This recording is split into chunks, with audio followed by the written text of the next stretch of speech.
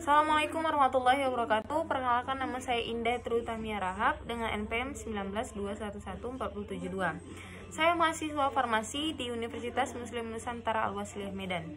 Di sini saya akan melengkapi tugas mandiri saya dengan mata kuliah metodologi penelitian dengan judul penetapan kadar mineral kalium, kalsium, dan magnesium pada labu siam cesium edule tua dan labu siam cesium edule muda menggunakan metode spektrofotometri serapan atom.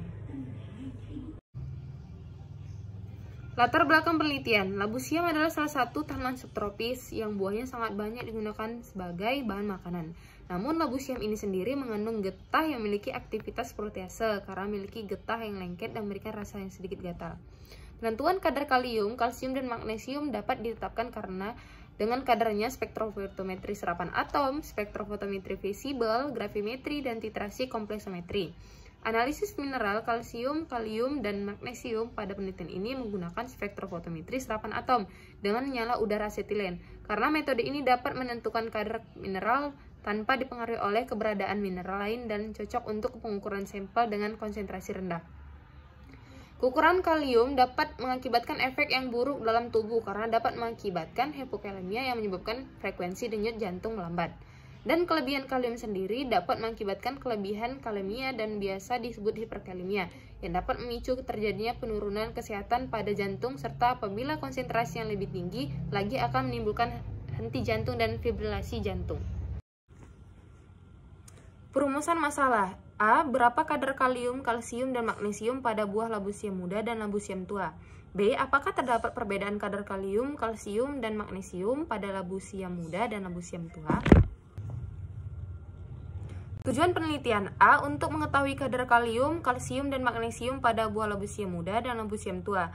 B. Untuk mengetahui perbedaan kadar kalium, kalsium, dan magnesium pada labu siam muda dan labu siam tua. Manfaat penelitian sendiri. Dari hasil penelitian ini diharapkan dapat memberikan informasi dan pengetahuan tentang kadar kalium, kalsium, dan magnesium serta manfaat yang terdapat pada buah labu siam, sehingga konsumsi labu siam dapat ditingkatkan oleh masyarakat bagi kesehatan tubuh. Hipotesis yang pertama, jika buah labu siam muda dan labu siam tua memiliki kandungan mineral kalium, kalsium, dan magnesium pada kadar tertentu, maka yang termasuk mineral makro adalah natrium, kalsium, kalium, magnesium, fosfor, dan sulfur. Yang termasuk mineral mikro adalah besi, seng, mangan, dan tembaga. Kalium merupakan ion intraseluler utama berikatan dengan protein dan fosfat, memiliki peran esensial bagi keseimbangan cairan dan elektrolit. Kalsium merupakan komponen utama tulang memberikan kekuatan dan kepadatan tulang. Ion kalsium dalam cairan tubuh untuk pembukaan darah. Magnesium ditemukan dalam rangka jaringan lunak dan hampir seluruhnya berada di dalam sel. Magnesium menstabilkan ikatan dengan substrat. Hipotesis yang kedua, jika terdapat perbedaan kadar kalium, kalsium, dan magnesium pada buah labu siam muda dan labu siam tua, maka labu siam tua memiliki kadar kalium miligram per 100 gram 11,5926 kurang 2,2124. Kadar kalsium miligram per 100 gram 31,1145 kurang 1,8648. Kadar magnesium miligram per 100 gram 4,0623 dikurang 2,6156. Untuk labu siam muda, kadar kalium miligram per 100 gram 16,2461 dikurang 2,2547. Kadar kalsium miligram per 100 gram 16,5038 dikurang 1,9765. Dan kadar magnesium miligram per 100 gram 5,7721 dikurang 0,1985. Kesimpulan dari ketiga ini, untuk kadar kalium, kadar kalsium, dan kadar magnesium yaitu kadar kalsium memiliki kadar mineral yang paling tinggi dibanding dengan kalium dan magnesium. Rancangan penelitian. Yang pertama, pengambilan sampel. Yang kedua, penyiapan sampel. A. Daging buah labu siam. B. Proses destruksi basah. 3. Pembuatan larutan sampel. 4. Analisis kuantitatif. A. Kalium, yaitu pembuatan kurva kalibrasi kalium, penetapan kadar kalium dalam sampel. B. Kalsium, pembuatan kurva kalibrasi kalsium, penetapan kadar kalsium dalam sampel. C. Magnesium, pembuatan kurva kalibrasi magnesium, penetapan kadar magnesium dalam sampel. Yang kelima, analisis data secara statistik, yaitu penolakan hasil pengamatan. Yang keenam, penentuan batas deteksi atau limit of detection dan batas kuantitasi limit of quantitation. 7. Metode pengelolaan data. Selanjutnya, metode penelitian. Pengambilan sampel dilakukan dengan cara sampling purposif yang dikenal juga sebagai sampling pertimbangan, di mana sampel ditentukan atas dasar pertimbangan bahwa sampel yang diambil dapat mewakili populasi. Daging buah labu siam itu yang pertama dicuci, kemudian ditiriskan hingga air kering, lalu dirajang dan blender. Proses destruksi basa. Sampel yang telah halus ditimbang sebanyak 20 gram, ditambah HNO3 pekat sebanyak 20 ml, diamkan selama 30 menit. Kemudian uapkan dengan hot plate sampai kuning kekeringan. Sampel ditambahkan aqua demineralisata, lalu saring, pindahkan ke labu, lalu kocok, dilakukan 6 kali pada masing-masing sampel. Pembuatan larutan sampel. Sampel hasil dekstruksi tadi kemudian disaring dengan kertas saring Whitman nomor 42, lalu dimasukkan ke dalam labu tentukur 50 ml. Larutan ini digunakan untuk analisis kualitatif dan kuantitatif terhadap logam kalsium, kalium, dan magnesium yang terdapat di dalam kandungannya.